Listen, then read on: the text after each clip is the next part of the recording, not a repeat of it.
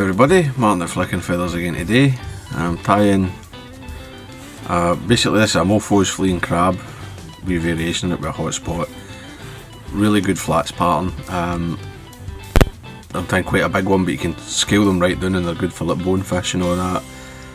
This size, you know, they're good for things like golden trevally, yellow spot trevally. It's a permit fly, you know, depending where you are in the world. So well worth tying some. Now as always, I'll put a materials list in the description, along with a link to the Patreon page for anybody that wants to support the channel. Get access to the online tying classes, the members only content, as well as being entered into the giveaways for the flies tied in the channel. Alternatively, you can like the video, share the video, watch it all the way to the end, or comment below. That all helps the channel to grow. If you choose to subscribe, do remember to hit the bell button so you get notified of the new videos when they come up. So I've got my hook and my vise. I'm using a Gamakatsu S10S 4H, which is basically, it's almost identical to an SL12. You couldn't tell them apart. It's a size 2, right? But as I say, you can go right down to an 8, maybe even a 10 if you really want it. And I've run on here some fluorescent fire orange uni, and it's just a 6/0, which is 140 denier. I'm just going to tie on my weight, and in this case I'm using a medium plain lead dumbbell. Don't want any, although I want the hot spot of the fluorescent thread, I don't want any flash in this fly, and that includes from like a dumbbell. I don't want like a shiny dumbbell, but then on a wee one for bonefish you might decide to do that. It's up to you, right? Certainly I've caught fish on them tied with like black nickel dumbbells and things. So I'm just getting that eye secure. Figure eights, then under over, and then over under a couple of times. I'm going to come back, and when I'm in line with the barb, I'm going to make a wee ball. Right, this is something that over the years I've found that kind of helps when you're tying these fleeing crabs, just to sort of splay the legs slightly and stop them clumping up. You don't need a huge amount, but something like that's fine. And I always like to come in with some varnish.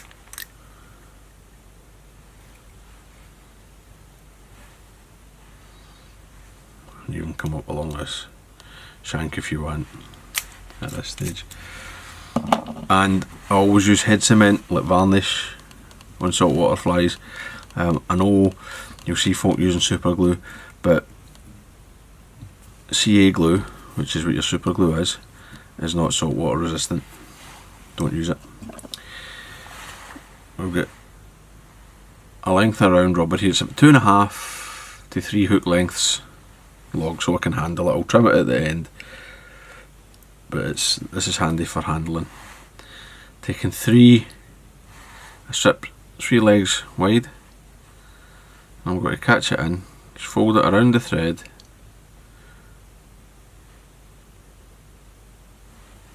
get those ends nice and even, tie it in, and I like to pull the wraps and pull my wraps towards the hook eye to drive them right into the back of the dumbbell, and I'll even take 3 or 4 wraps in front of the dumbbell just to lock it, so that when I stretch these back they're well anchored.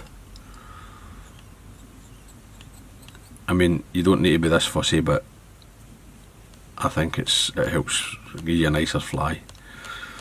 And I'm going to go back in touch and turns, stretching the legs as I go. Right, I'm keeping these nice and tight, and I'm not leaving any gaps between my thread wraps. Right, I'm keeping things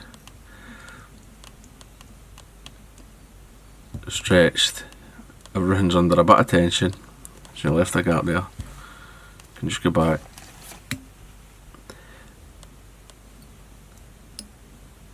and that way I don't have any bits of the rubber sticking out, right? If you leave a gap, that rubber will never compress. So instead you sort of pull it around and down and then come in hard against that ball, and it'll look a bit weird at this stage because you've got the two halves and they don't really want to behave themselves, but when you can sort of pull and adjust, and then when you separate the legs they'll do what you want. I'm going to just put a half hitch here to save my work, and then I'm going to get some sparkle yarn. You can use EP fibre if you like. The flies tied with EP fibre sink a bit slower, but then I don't know that it's a huge significant difference really for most situations. So I know on this size I want 6 pieces of this,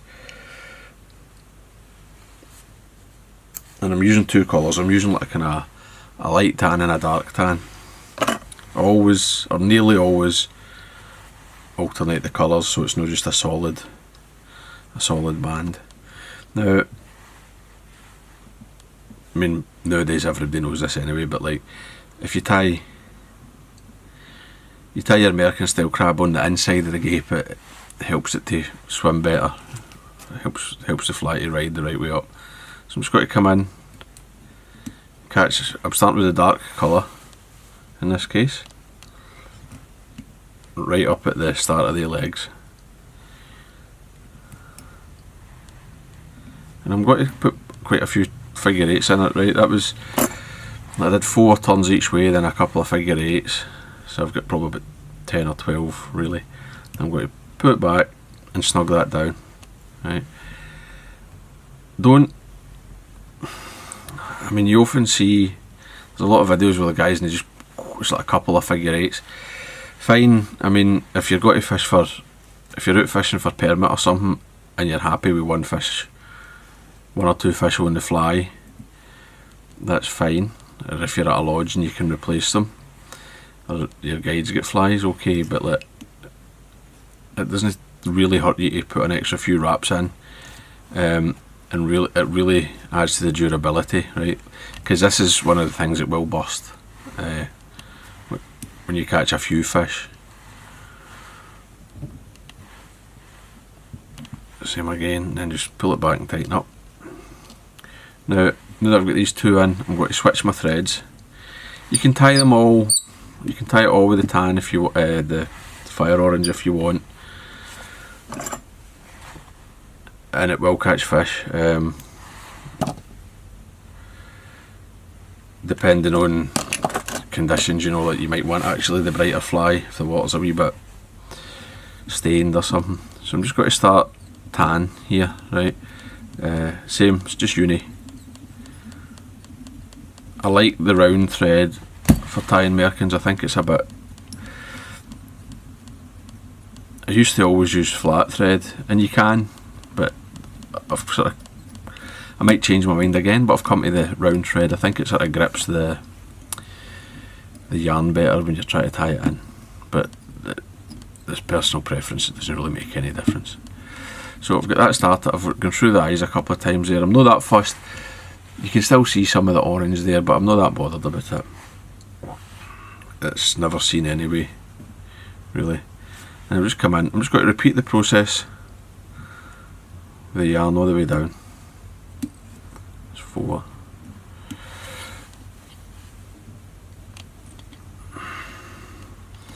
And one of the things I do like about the yarn, and it's one of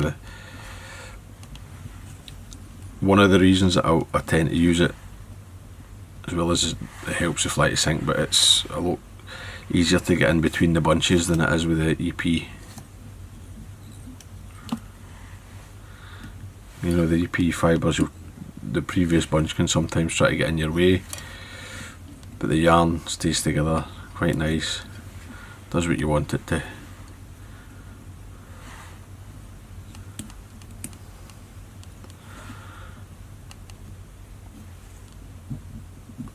Good.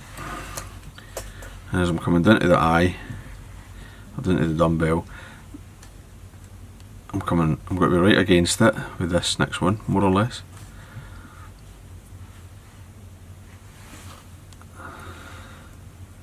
Which can be a bit footery, but that's fine. Just get it in.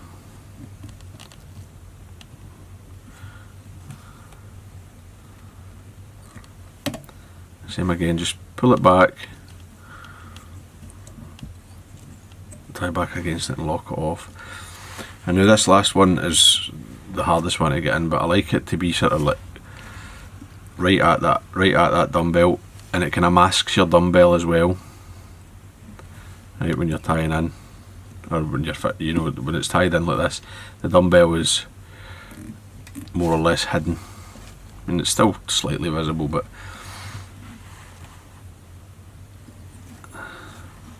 that's no bad.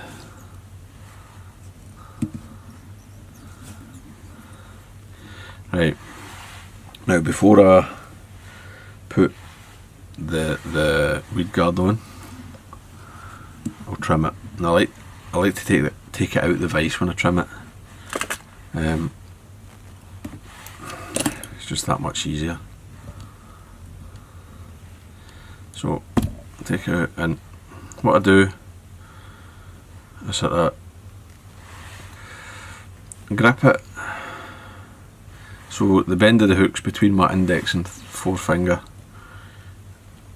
and I'm going to sort of more or less follow my thumbnail up towards the hook point. Cut both sides at the same time, and then come around in line with the bend, and that gives you like a kind of a first cut, and you can see what you think. And it's never quite perfect, but you get a decent shape, and then I'll just follow that.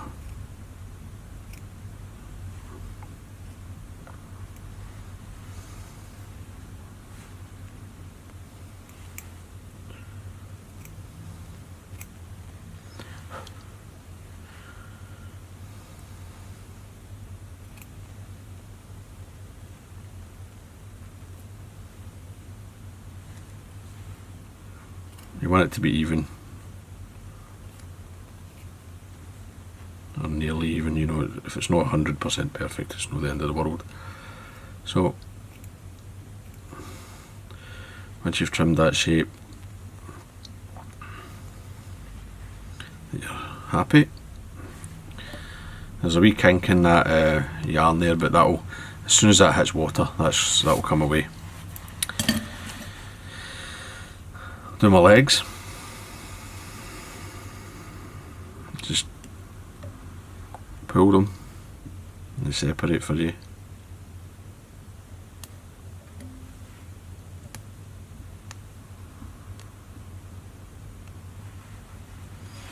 You can see there they're all nice and flared, and they're too long, but they're still flaring out and like holding their own weight. So we'll get 2 pens. And we'll get my stripes on first, so I'll just grab them by the tip,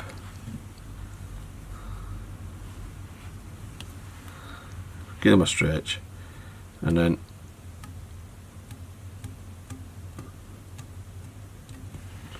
check how I like that. Because I stretch the leg, I always like to kind of release it to see roughly how the width of the bar. I'll make it slightly wider, and then I'll just come along.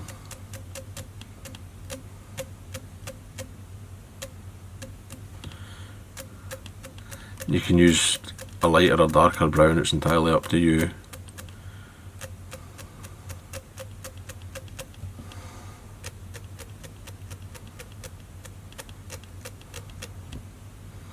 That's fine, that's a bit of body length.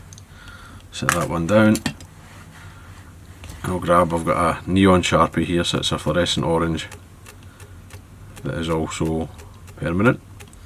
And I've put a long band of that, because that's going to be where I cut the rubber leg later. Oops, dropped the pen.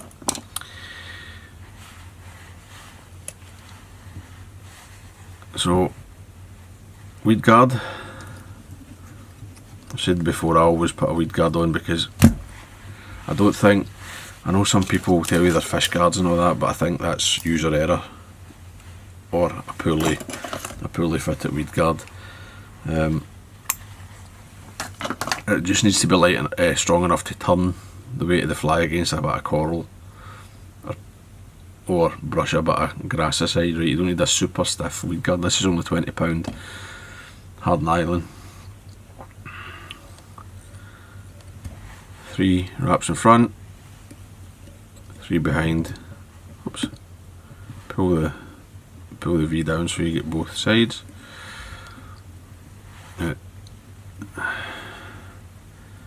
Take a wrap up and around, and then up and around, and that will help to just want to separate them. A couple of figure eights can help you.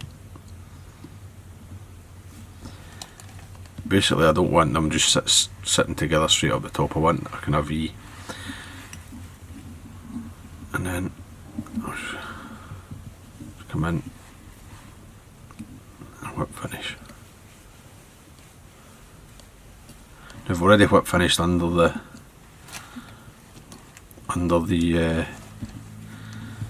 aye, but I'm still going to put 2, or under the weed guard tie. I'm still putting 2 there though, because that's what's really holding the fly together. Trim, and then that ink's dry, so I'll just come in, trim them out about a body length, or a hook length, or something like that. That's nice. And then